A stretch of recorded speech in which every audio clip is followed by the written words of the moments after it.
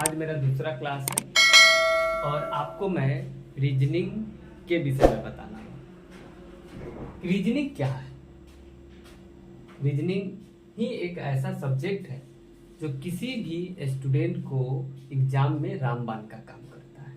अगर 50 रीजनिंग पूछा जा रहा है तो आप 50 में 50 बना सकते हैं, बशर्ते कि रीजनिंग का ये जो मूल मंत्र है वो आपको आना चाहिए। रीजनिंग ऐसा विषय है जिसमें किसी दिए गए तथ्यों का निश्चित समय सबसे उपयुक्त विचार होता है।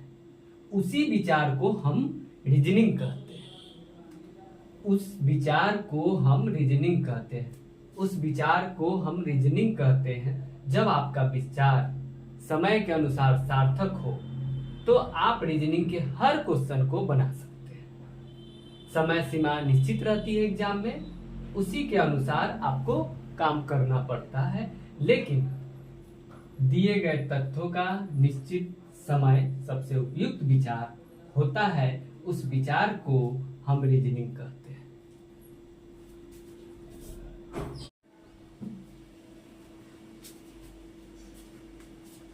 साथियों, नेक्स्ट अल्फाबेट के विषय में जानना है। यह चैप्टर ऐसा है जो रीजनिंग का रीढ़ का हड्डी माना गया है। ये Navodaya, Netarhat, air force, SSC, bank, railway all competition में इसका क्वेश्चन निश्चित रहता है। किसी किसी एग्जाम में 10 से 15 क्वेश्चन रहते हैं जो कि हर स्टूडेंट को, चाहे वो नवोदय का एग्जाम दे रहे हैं, चाहे वो कंपटीशन का एग्जाम दे रहे हैं, उनको ये याद रहना जरूरी है।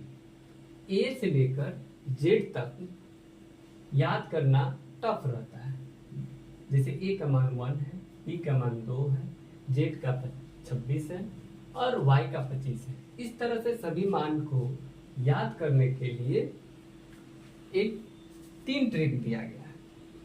अगर आपको तीनों ट्रिक याद हो जाता है तो रीजनिंग पर आपका कमांड है।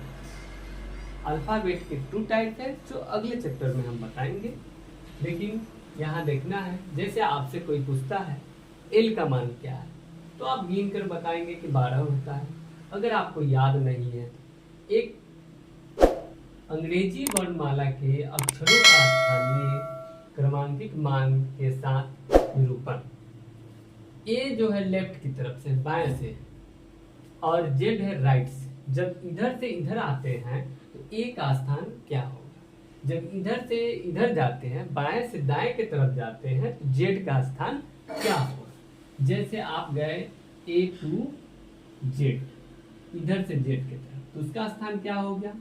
अब आप आते हैं जेड टू ए, यानी कहने का मतलब हो गया कि इसका स्थान क्या होगा? जेड की तरफ से।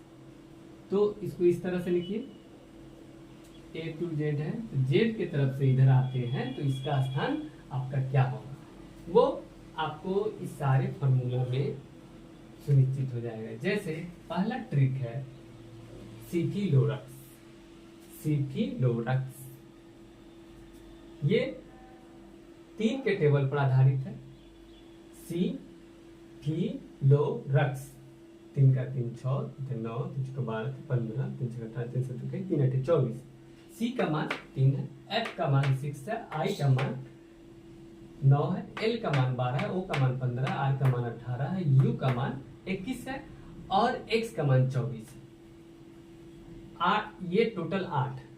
अगर इसको आप 8 है ये, तो इसको आप याद करते हैं तो इस फॉर्मूला पे आपको ABCD का 26 लेटर याद हो जाएगा। जैसे ए का मान तो आपको ऐसे ही याद है कि 1 होता है, जेड का मान आपको इसी तरह याद है 26 होता है।